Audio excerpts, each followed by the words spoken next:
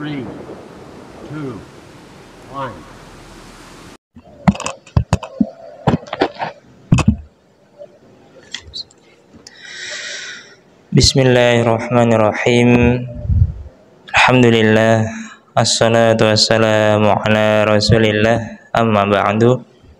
Jamaah subuh yang dirahmati Allah, assalamualaikum warahmatullahi wabarakatuh.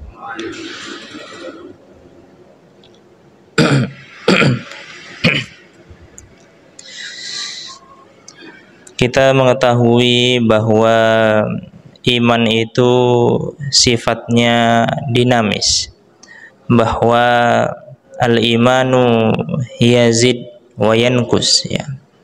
Iman itu bisa bertambah dan bisa berkurang.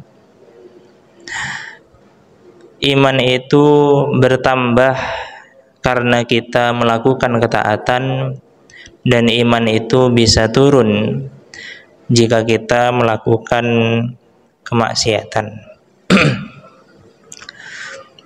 Maka dari itu, energi dalam tubuh kita rasanya itu sangat susah untuk munafik, begitu ya. Jadi ketika energi kita itu sudah terpakai untuk maksiat, maka akan susah untuk dipakai dengan ibadah. Dan sebaliknya, jika energi kita sudah dipakai untuk ibadah, maka akan susah untuk dipakai buat bermaksiat. Maka dari itu, apabila kita merasa ibadah kita, ketika kita mengajak tubuh kita ini untuk beribadah, terasa sulit sekali, terasa sangat amat berat dan malas, itu artinya energi kita sudah habis kita gunakan untuk bermaksiat kepada Allah Ta'ala. Jika ibadah itu terasa sangat amat berat, maka itu artinya masih ada maksiat yang rutin kita lakukan, masih ada maksiat yang belum kita tobatin.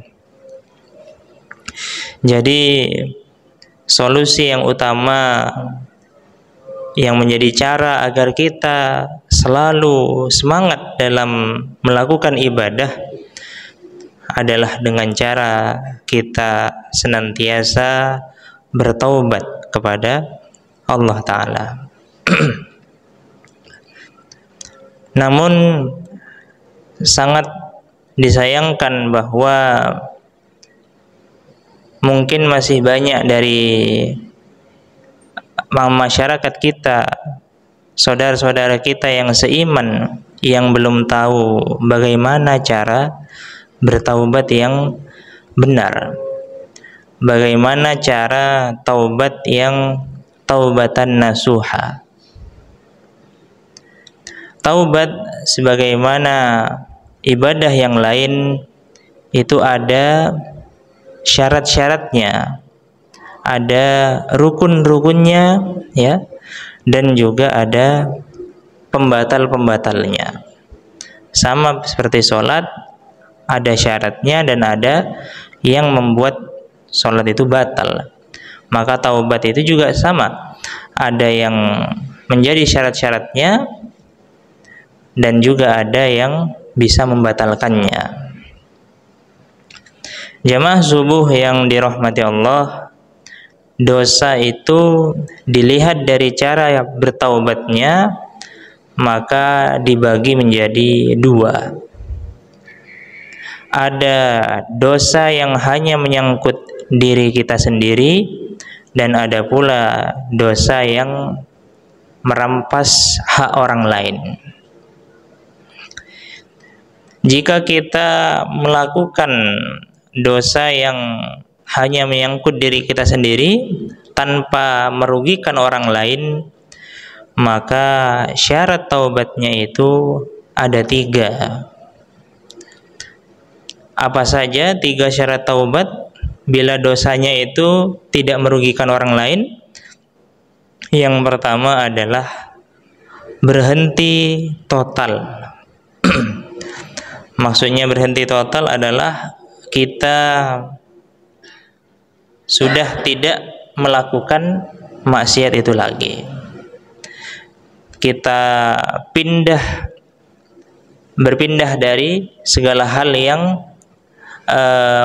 membuat atau membujuk diri kita untuk kembali melakukannya. Misal kita mempunyai satu dosa, tidak hanya kita berhenti dari dalam diri kita sendiri, tapi juga kita entah itu pindah rumah atau pindah circle atau pindah pertemanan, atau kita memblokir HP kita, akses dari HP kita menuju dosa itu.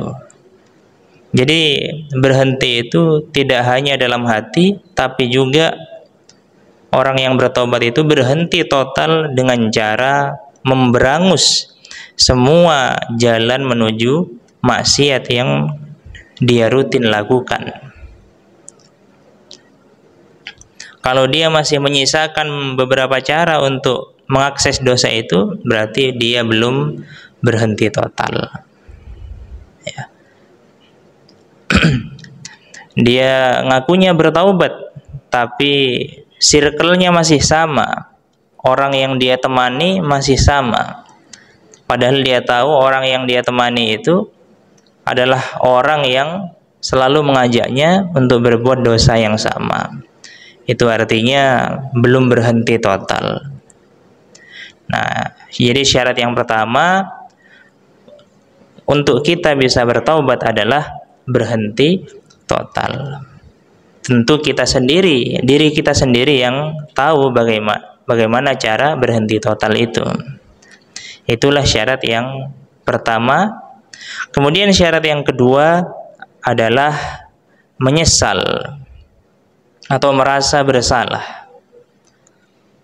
Tidak mungkin ada orang yang mengaku bertobat tapi tidak merasa bersalah atau tidak mengakui kesalahannya. Misal seorang pelacur itu merasa bertaubat atau dia berhenti dari kegiatan rutinnya, tapi ternyata bukan karena dia menyesal, tapi karena memang sedang ada penyakit dalam alat kelaminnya misal, yang menjadi sebab dia berhenti melakukan rutinitasnya.